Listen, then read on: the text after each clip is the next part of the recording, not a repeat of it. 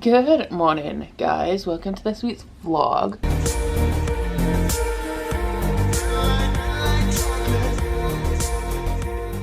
I'm just getting ready because I'm going to be going out today. I've been wanting to go to the garden centre for a while to get myself some new plants, and I thought that they were closed with lockdown because to me a garden centre is a non-essential like shop. So I've been waiting and waiting and waiting for the non-essential things to be open so that I can go and find myself some new plants, only to find out like less than a week ago, just as we're about to come out of this phase of lockdown, that the garden centres never closed. So I was gonna go yesterday, or I planned to go yesterday, but Curtis was busy, and yesterday was also supposed to be my day off, but instead I worked yesterday, did all of the things that I should be doing today, and now I got a casual little Monday off, which I'm definitely not used to. So we're gonna go do some plant shopping, but I did also receive some book mail today. I think this may be from Gavin, and I also know what it is, and I'm actually really excited about this one because I've been umming and ahhing about whether I want it, because usually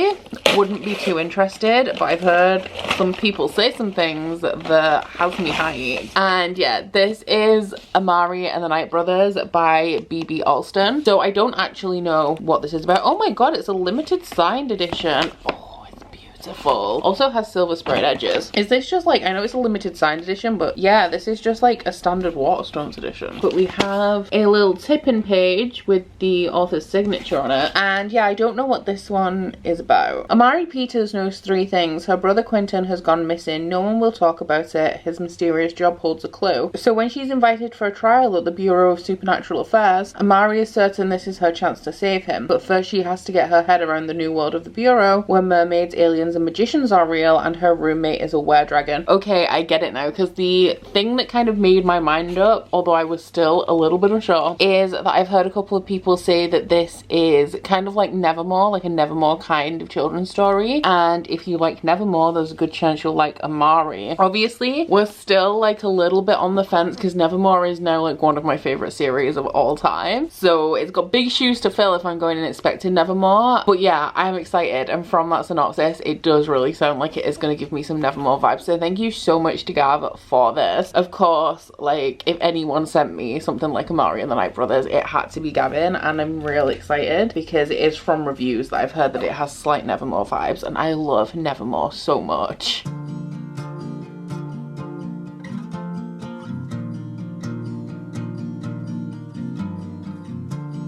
If I make it out to New York, will I miss the sunset drives? I know growing up is due for me, but I've never been the type to fall in line. They knocked down the old grocery store, and more than now I don't feel right. Oh, my brother, he is so sure, but I'm lost without a clue and call it life. Where do I go?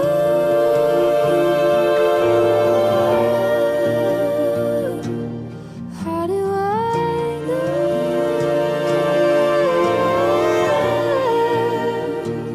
I don't hate Jersey, but it's not good for me. Lost a dream so I could fit in neighborhoods of politicians, wasting the life I'm chasing. Maybe I'll be back in 10 years when metros get too fast, 'cause I don't hate Jersey.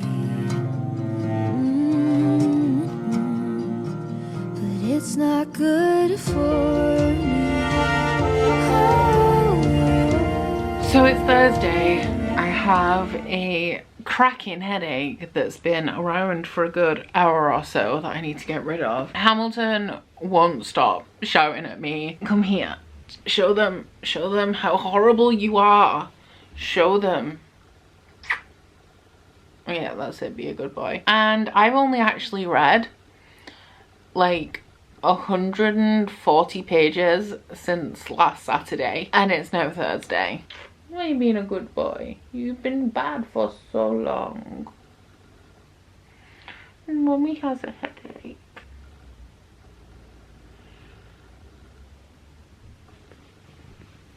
But I am on page 88 of Red, White and Royal. I've got cat hair stuck to my face. I'm on page 88 of Red, White and Royal Blue. I'm buddy reading this with Simon from Savage Reads, and we are both sucking at it. I should be on at least page 156 right now and ready to read 3 more chapters, but I'm just not reading. And am I slumping?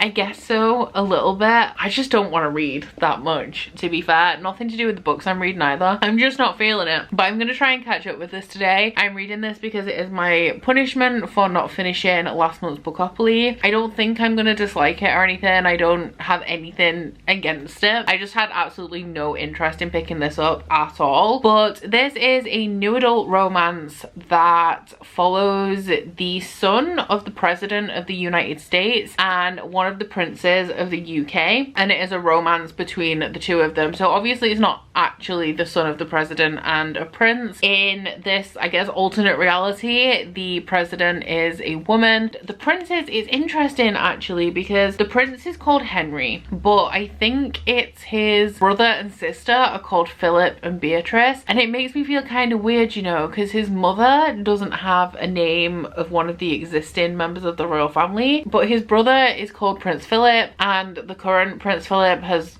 sadly just passed away. And then we have Beatrice, who is one of like Prince William, I think it's one of Prince William's cousins. I struggle with the royal family. I'm not like super into them like a lot of people are, but it just feels kind of weird to me because I read Prince Philip and Princess Beatrice, and in my mind I have the real Prince Philip and Princess Beatrice, so I do think that that's a little bit of an interesting choice. But so far, 88 pages into it, I mean, I'm 88 pages into it, like not a lot has happened, but the kind of start off point for this is that Alex really doesn't like Prince Henry, and Prince Henry doesn't understand why Alex dislikes him so much. But it is Prince Philip's wedding, so Alex and his family have to fly over and attend the wedding. Alex is really drunk. He gets into a conversation with Henry. They end up pushing each other and they fall into like the £75,000 wedding cake and destroy it. So they then have to spend time together and pretend that they're best friends and they were just like joking around for the benefit of the press, essentially. I've noticed that US readers enjoy this a lot more than British readers do because of the British stereotyping in here. What I've noticed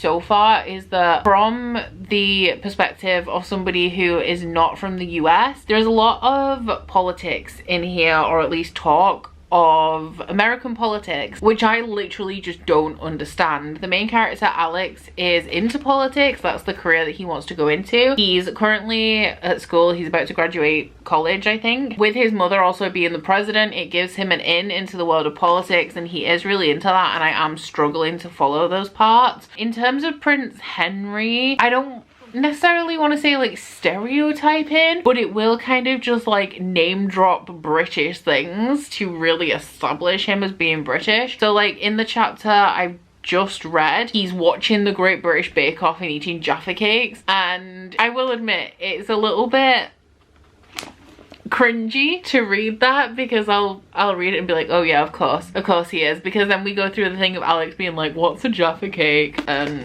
you know, romance wise, nothing's really happened so far. I feel like we're just kind of warming up and getting into it. But we've had the bit like their initial reparations for destroying the cake, and then it's kind of moving on from that point and assumedly eventually establishing it into a romance, and I'm just at the beginning parts of that. So how much do I need to read today to be back on track? Wow, okay, I have to read like 180 pages to get back on track with this, which will put me here. So I'm not sure if I'm gonna manage that that, but I don't think I have anything on for this evening, so I'm gonna see how much I can read. My issue that I'm having with it at the minute is that the chapters are really long. So Simon and I are only reading 3 chapters a day. This is our 3rd day of reading it, and that will have me at page 260. So for me to read 5.5 chapters, it's 180 pages. And just because like I don't necessarily mind long chapters, I will say that in things like romance, I'm used to short chapters, and that really driving the pace. This is quite long as well. It's 420 pages and there's a lot of text on the page, so I do feel like that is creating a pacing issue for me, especially at the moment when I'm feeling incredibly slumpy. But I'll see how I get on. It's not a reading week for me this week, it seems. I'm having like an up and down kind of thing, like every single day. At some points in the day I will feel amazing and on top of the world. I'm still working out nearly every day. Missed yesterday and I missed a day last week, but when I started this workout and Instagram challenge, like I'm still on top of Instagram, I said the workout thing, I wasn't gonna force myself to do it every single day, although that was the aim. I don't think I articulated myself well when I did that, because I said like, oh, it's more of a personal thing just to hold myself accountable as opposed to like an online challenge. It kind of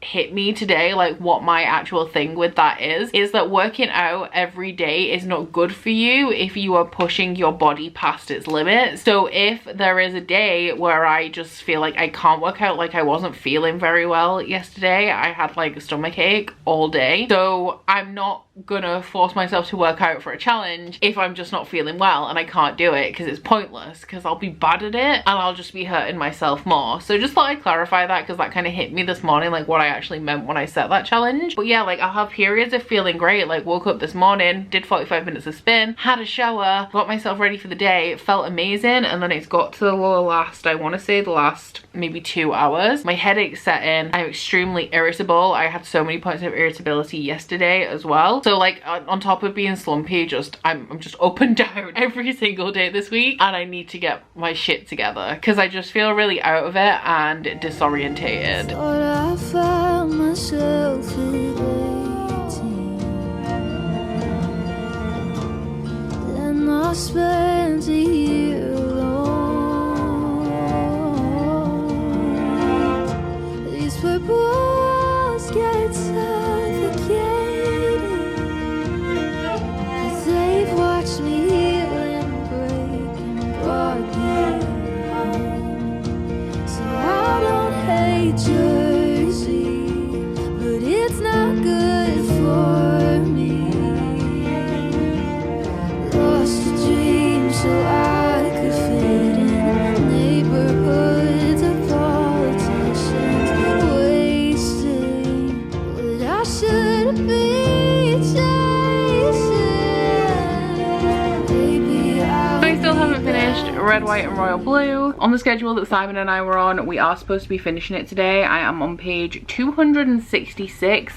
So I mean, it is kind of doable, but I just don't know what is wrong with me. Like, why am I slumping so hard? Literally will do anything but read right now. Honestly, I don't know why I'm slumping so hard, but I am enjoying this. When this was released, a lot of people were saying it was quite smutty, and then like a few months after that, people were saying that it wasn't smutty at all, and they didn't know why people were saying it was smutty. And I will say that this is quite steamy. Like, it's not overly explicit. I don't know whether you would say it is explicit at all. It's not fade to black, because when people were saying that it wasn't smutty at all, I thought it was just going to be fade to black. It isn't fade to black. There are sex scenes in here, but I would say that they are not written in a like overly explicit way. Like, you know what's going on, you know what's going where, but there's like quite a bit of metaphor in there as well, you know, like the pretty steamy, pretty well written sex scenes. We got a good level of steam going on. I will say it's cute as well. Where I'm up to, I'm really enjoying especially the banter between the characters, but I still have the same feelings as before, like with the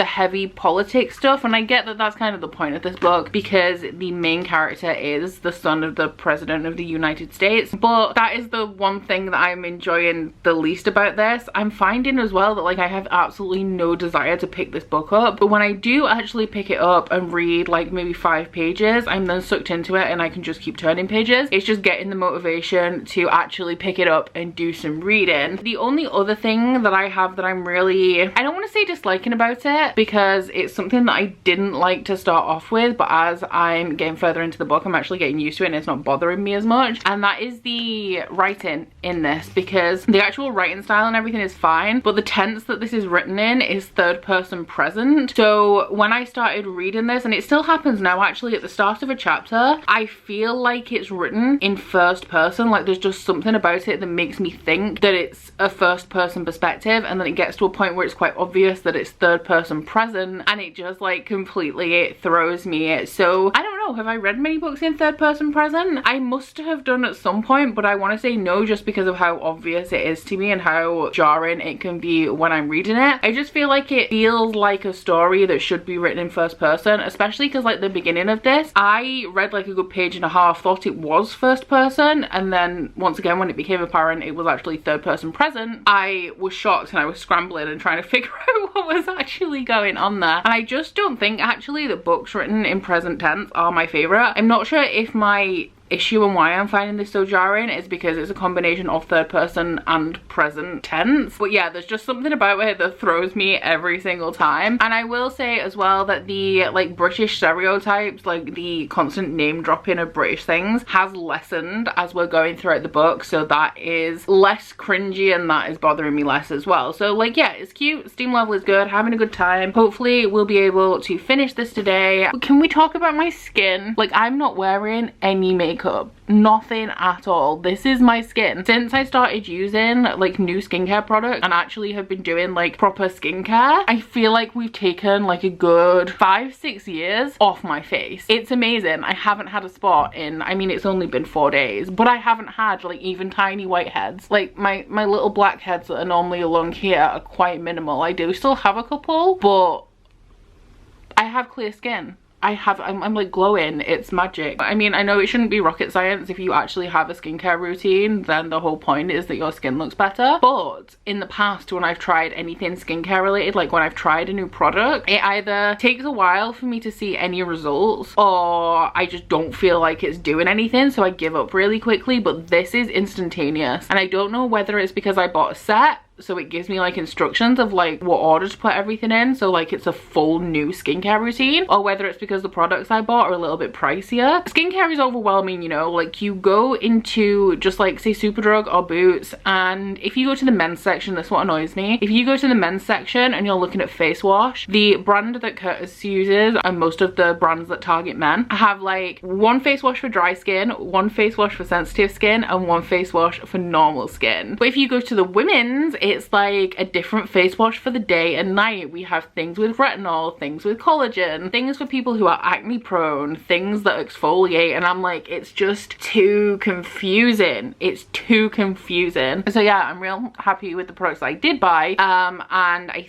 think I'm actually going to get a couple of more bits to like complement them. Like I have dry to normal skin, so most of it is normal, but I have dry patches here and here, so I think I need something a little bit more hydrating as like a nighttime moisturizer, because the moisturizer that I got in that set is not for dry skin. So I'm gonna look into that and add a little something, and then maybe get something for my eyes as well, because like I'm not old, but I feel like I'm at the point in my life where if I don't start taking care of my skin properly, I mean I should have already been doing it, but if I don't start now, then I'm gonna be fucked. Good afternoon. I have been sat in the sun all morning. I don't actually know what time it is. I think it's around 2:30, but I have just finally finished Red, White and Royal Blue by Casey McQuiston, and I really enjoyed it. I liked it kind of more than I expected to, because I didn't think I was gonna dislike it, but I gave it 4 stars and there were elements of this that I was really into. So pretty much consistent with what I've been saying throughout this vlog. Like, wasn't a huge fan of all of the politics just because it went right over my head. I've mentioned, I'm not sure if I mentioned this in my TBR, but the main reason that this was a book that I said that I was never going to read is because when I see a romance with like a very bright illustrated cover like this, my brain immediately goes straight to rom-com, and there are elements of this that are a rom-com, and I really enjoy watching rom-com movies, but in book form it's not really what I'm looking for. I don't pick up rom-com style books very often, and it's just not a genre that I'm particularly interested in. That being said, I have nothing against them. I gave this 4 stars. I really liked it, but there are so many books in the world that I don't really want to be out there exploring rom-coms if I don't have a burning desire to do so. So that's what I expected from this going into it. I expected a light, funny, like sugary sweet romance, and this is very cute and it is very funny. I laughed out loud in multiple parts throughout this. It is steamy as well, which I also mentioned, which was a good time, but this does deal with some heavily topics, and there are elements of this that are wildly realistic, with it being like the son of the president of the United States and a prince of England, but like in fictionalized institutions, as opposed to what I imagine would be reality for characters in this situation. But saying that, it was heavier than I expected it to be as well. We dealt with some really difficult topics in here, like what characters in these imagined circumstances would have to go through, especially when we're discussing the topic of queerness. One, just in the public eye, and two, in an institution such as the royal family, and I really enjoyed seeing that. And there were moments in this book where I nearly cried, which is not the kind of vibes that I was expecting with this. So yes, it's incredibly sweet, it's cute, it's funny, there are steamy scenes, but I also found it to be quite impactful. And the moments towards the end of this where like things were happening for characters that they thought maybe weren't possible, I did get a little bit emotional, and I really enjoyed this one, to the point where I have been looking at Casey McQuiston's upcoming release. I think it's released at the beginning of June, which is One Last Stop, which I think is a female-female relationship with a sci-fi twist. So I may give that one a go in the future. But that being said, even though I really enjoyed this book, I still don't have a burning desire to go out of my way and read more rom-coms. I still kind of stand by what I said, you know, like I didn't think I was going to dislike this going into it. I just had no desire to read it, and I did really enjoy this book. I would recommend this book if you're looking for a romance, but I don't think that my life would be any less if I hadn't have read this book. But I still had a great time, still really loved it, and it may end up being not necessarily one of my favorites of the year, but possibly one of my most surprising of the year. I do think it was a little bit too long as well. Maybe we could have shaved like at least 50 pages off there, but the pages that I say that we would have shaved off would have been all of the politics, which I personally didn't enjoy, but are an integral part of the context of the story. So it's Sunday, the weather's pretty nice. I'm going to apply generous amounts of sun cream and go and continue to bake myself in the sun. So I may as well wrap this vlog up now, because whatever I read for the remaining like 10 hours of the day is not going to be substantial enough to bring you guys any of my thoughts. So I do hope you guys have enjoyed this vlog if you've made it this far. If you have, please don't forget to like if you liked it and subscribe if you wanna, and I will see you guys next week. Bye! Oh, you bite your friend like chocolate. You say you'll go where nobody knows, with guns hidden under our petticoats. We're never gonna quit it, no, we're never gonna quit it, no.